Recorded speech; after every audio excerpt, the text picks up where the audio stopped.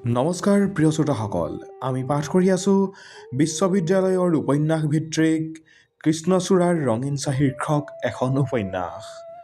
এয়া দ্বিতীয় খণ্ড, ক্লাছৰুমৰ মৌনতা আৰু এক নতুন চন্দ্ৰমা। নীলাচল ৰাজ্যিক বিশ্ববিদ্যালয়ৰ প্ৰথমটো প্ৰভাত। পাহাৰৰ মাজেৰে ৰঙা সূৰ্যটোৱে ভুমুকি মাৰিছে। হোষ্টেলৰ লাইটবোৰ এতিয়াও জ্বলি আছিল যদিও চৰাই কিৰিলি আৰু ছাত্ৰ ছাত্ৰীৰ খৰখেদা খোজৰ শব্দই পুৱা ৭ বজাতে কেম্পাছটো জীপাল কৰি তুলিছে। অৰ্ণৱে বগা চাৰ্ট আৰু কলা পেণ্ট পিন্ধি আইনাৰ সন্মুখত থিয় হ'ল। আজি তাৰ জীৱনৰ সপোনৰ বিভাগ, ইংৰাজী বিভাগৰ প্ৰথমটো ক্লাছ। সি নিজৰ ফাইলটো সামৰি লৈ দিগন্তৰ ফালে চালে। দিগন্ত তেতিয়াও বিচনাতে বাগৰ দি আছিল। হয় দিগন্ত, উঠ, আজিচোন তোৰো বিভাগত নামভৰ্তিৰ পাছত প্ৰথম ক্লাছ। ৰাজনীতি বিজ্ঞানৰ ক্লাছ মিছ নকৰিবি, অৰ্ণৱে তাক জোকালে।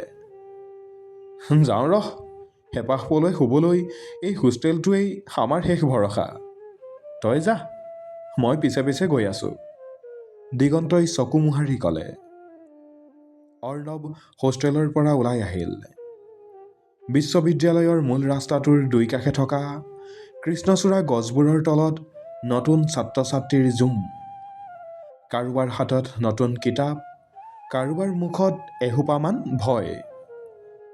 ইংৰাজী বিভাগটো পুৰণি স্থাপত্যৰে নিৰ্মিত। শিলৰ দেৱাল আৰু ওখ চিলিংবোৰে এক গাম্ভীৰ্যপূৰ্ণ পৰিৱেশ ধৰি ৰাখিছে। অৰ্ণৱে ১০২ নম্বৰ কোঠাটো বিচাৰি পালে। সোমাই গৈ দেখে যে প্ৰায় আধা সংখ্যক ছাত্ৰ ছাত্ৰী ইতিমধ্যে বহিছে। সি একেবাৰে পিছৰ ফালে থকা খিৰিকীৰ কাষৰ বেঞ্চ এখনত বহি ল'লে। খিৰিকীৰে বাহিৰলৈ চালে দেখা যায় এখন বিশাল খেলপথাৰ আৰু তাৰ সিপাৰে ছোৱালী হোষ্টেলৰ গেটখন। হঠাৎ ক্লাছটো নিস্তব্ধ হৈ পৰিল। এজন বৃদ্ধ অথচ অতি ব্যক্তিত্বসম্পন্ন ব্যক্তি কোঠাটোলৈ সোমাই আহিল। তেওঁ হ'ল অধ্যাপক ডক্টৰ বৰুৱা, যিজনৰ পাণ্ডিত্যৰ কথা গোটেই ৰাজ্যতে বিয়পি আছে। তেওঁ চশমাযোৰ ঠিক কৰি গহীন মাতেৰে ক'লে, welcome to the world of literature. ইয়াত আপোনালোকে কেৱল ডিগ্ৰী ল'বলৈ অহা নাই, আপোনালোকে জীৱনক পঢ়িবলৈ আহিছে। প্ৰায় ১ ঘণ্টা ধৰি ডক্টৰ বৰুৱাই শ্বেক্সপিয়েৰৰ পৰা আৰম্ভ কৰি আধুনিক সাহিত্যলৈকে যি এক বক্তৃতা দিলে, অৰ্ণৱ মন্ত্ৰমুগ্ধ হৈ ৰ'ল। ক্লাছটো শেষ হোৱাৰ পাছত অৰ্ণৱে নিজৰ নোটবুকখন সামৰি লৈ বাহিৰলৈ ওলাই আহিল। কৰিডৰৰ ভিৰৰ মাজত সি আকৌ কাৰোবাক বিচাৰিবলৈ ধৰিলে। অনন্যা বা ক'ত আছে? অৰ্ণৱৰ মনত এটা কৌতূহল জাগিল। কালিৰ সেই অলপ সময়ৰ কথা বতৰাই তাক কেনেকৈ ইমান মোহিত কৰিলে সি নিজেও নাজানে। বিভাগৰ পৰা ওলাই আহি সি কেণ্টিনৰ ফালে খোজ ল'লে।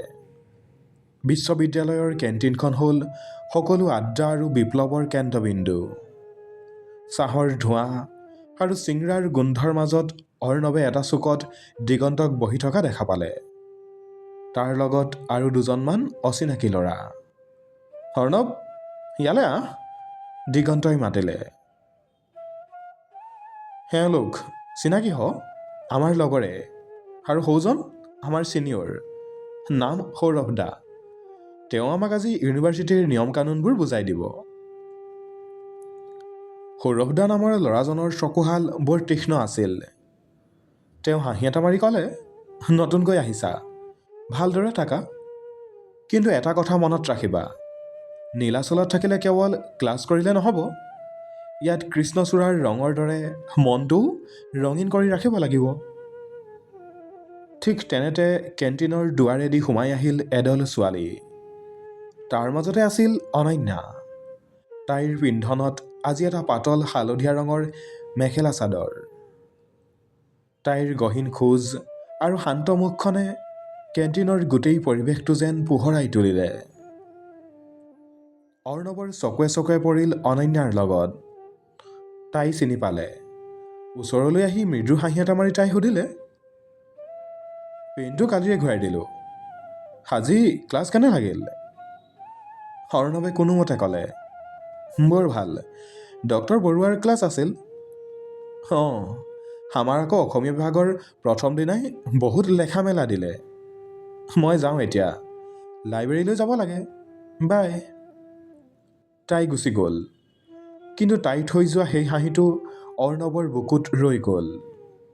দিগন্তই অৰ্ণৱৰ কাণত ফুচফুচাই ক'লে, বন্ধু, তোৰচোন প্ৰথম দিনাই হৃদয়ত কৃষ্ণচূড়া আৰম্ভ হৈ গ'ল।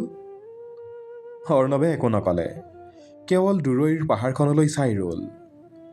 সি বুজি পালে যে এই বিশ্ববিদ্যালয়ৰ প্ৰতিটো খণ্ড, প্ৰতিটো দিন তাৰ বাবে এক নতুন প্ৰত্যাহ্বান আৰু এক নতুন সপোন হৈ পৰিব।